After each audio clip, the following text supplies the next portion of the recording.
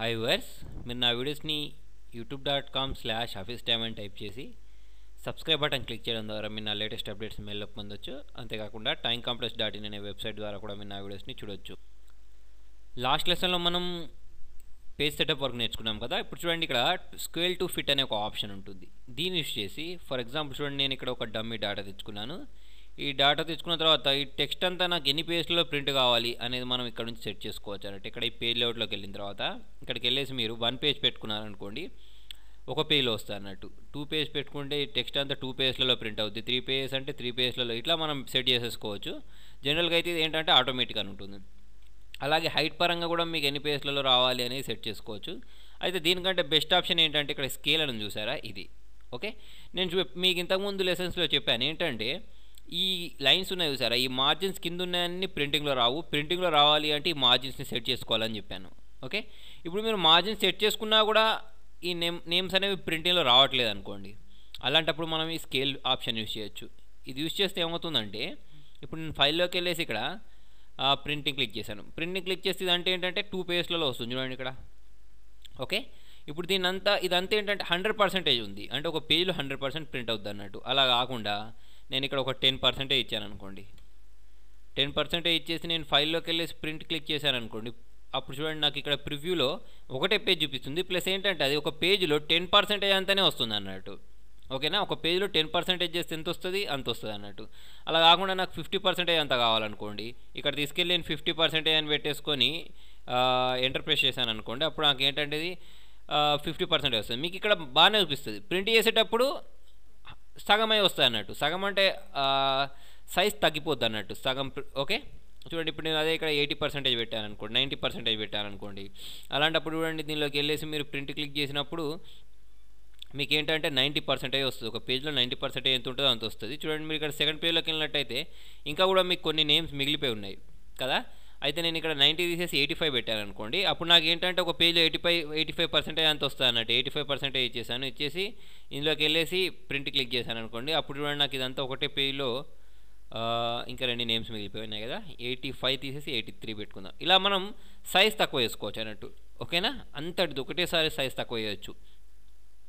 ఫైల్లోకి వెళ్ళేసి ప్రింట్ అయినా కూడా ఓకే, ఇంకొక నేమ్ ఉంది అంటే మనం 80 పెట్టేసుకుందాం. ఓకే, 80 పెట్టేసుకుంటే ఏంటంటే ఒక పేజీలో ఇదంతా ప్రింట్ అయ్యి వస్తుంది అన్నట్టు. కాకపోతే ఏంటంటే మీకు దీని అక్షరాలు కూడా చిన్నగా వస్తాయి ప్రింట్లో. ఓకే, కాకపోతే ఏంటంటే చూడండి, మనకు మ్యాటర్ మొత్తం ఒకటే పేజ్లో రావాలి అన్నప్పుడు మాత్రం తప్పదు అన్నట్టు. అంటే ఇంత చిన్నగా రాదు. చూడండి, ఇప్పుడు మీరు కంట్రోల్ పెట్టి జూమ్ చేస్తే చూపిస్తుంది ఎంత వస్తుంది అనేది. కంట్రోల్ పెట్టి నేను స్క్రాల్ చేస్తున్నాను. స్క్రాల్ చేస్తే చూడండి ఇంత వస్తుంది అన్నట్టు. ఒక ప్రింటింగ్లో ఒక షీట్లో ఇంత వస్తుంది. అంతేకాకుండా చూడండి, ఇక్కడ గ్రిడ్ లైన్స్ అని ఉన్నాయి. ఇవి వెనకాల లైన్స్ ఉన్నాయి సరే, వీటిని గ్రిడ్ లైన్స్ అంటాం. ఇవి మనకి ఏంటంటే జనరల్గా ప్రింటింగ్లో రావు. ఓకే, కనబడద్దు అనుకోండి, ఇక్కడ నుంచి క్లిక్ చేస్తే కనబడకుండా వెళ్తాయి. మళ్ళీ కావాలంటే క్లిక్ చేస్తే మళ్ళీ వస్తాయి. అట్లనే ABC 1 2 3 ఉన్నాయి సరే, వీటిని హెడ్డింగ్స్ అంటాం. క్లిక్ చేస్తే అవి కూడా హైడ్ అయిపోతాయి. మళ్ళీ దాన్నే క్లిక్ చేస్తే మళ్ళీ అన్హైడ్ అవుతాయి. ఓకే, ఇప్పుడు చూడండి, నాకు ఈ లైన్స్ అనేవి ప్రింటింగ్లో రావాలనుకోండి, ఫైల్లోకి వెళ్ళేసి ఇక్కడ మీరు ప్రింట్ క్లిక్ చేసినట్టయితే ఇక్కడ ఏం రావట్లేదు. ఇప్పుడు నేను వచ్చేసి ఇక్కడ ప్రింట్ని క్లిక్ చేశాను. ఇక్కడ ఈ గ్రిడ్ లైన్స్లో ఉన్న ప్రింట్ని క్లిక్ చేశాను.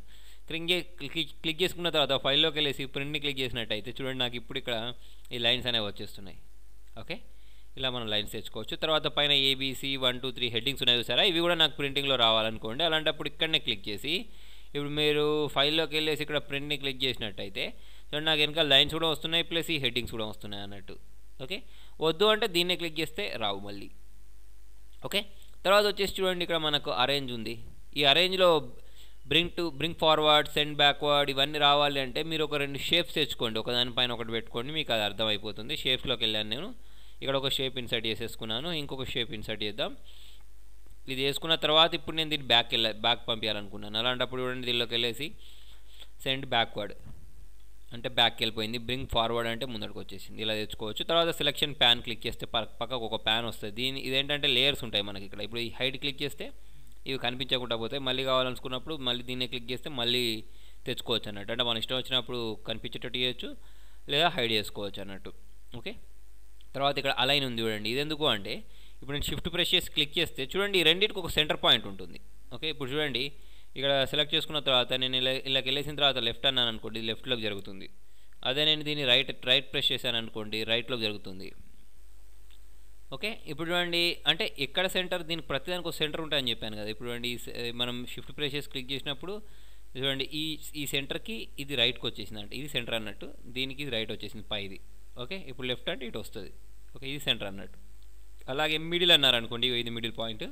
ఇప్పుడు నేను దీనిలోకి వెళ్ళేసి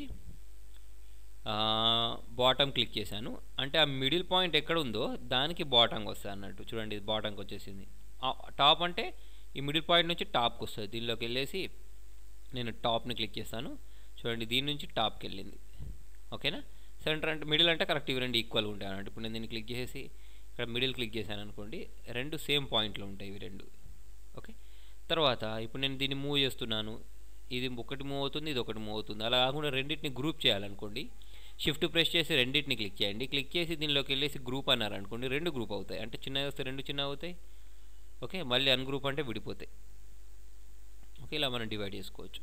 తర్వాత వచ్చేసి రొటేట్ చేయడం, రొటేట్ కూడా చేసుకోవచ్చు వీటిని. ఇక్కడికి వెళ్ళేసి మనం ఎన్ని డిగ్రీస్ కావాలంటే అన్ని డిగ్రీస్ ఇక్కడ రొటేట్ చేసుకోవచ్చు. మోర్ రొటేట్ ఆప్షన్స్లోకి వెళ్ళేస్తే ఇంకా మనకి ఇట్లా కూడా వస్తాయి. దీనిలో మనం ఎంత కావాలంటే అంత రొటేట్ చేసుకోవడానికి ఇక్కడ ఆప్షన్స్ ఇచ్చాడు. హైట్ విడ్త్ కూడా మెయిన్ చేసుకోవచ్చు, స్కేల్ కూడా మెయిన్ చేసుకోవచ్చు. ఓకే వ్యూవర్స్, మీకు నా వీడియో నచ్చినట్టయితే లైక్ బటన్ ప్రెస్ చేయండి. ఫేస్బుక్ ద్వారా, ట్విట్టర్ ద్వారా, గూగుల్ ప్లస్ ద్వారా నా వీడియోని షేర్ చేయండి. మీ సలహాలను సూచనలు కామెంట్ రూపంలో తెలియండి. Thank you.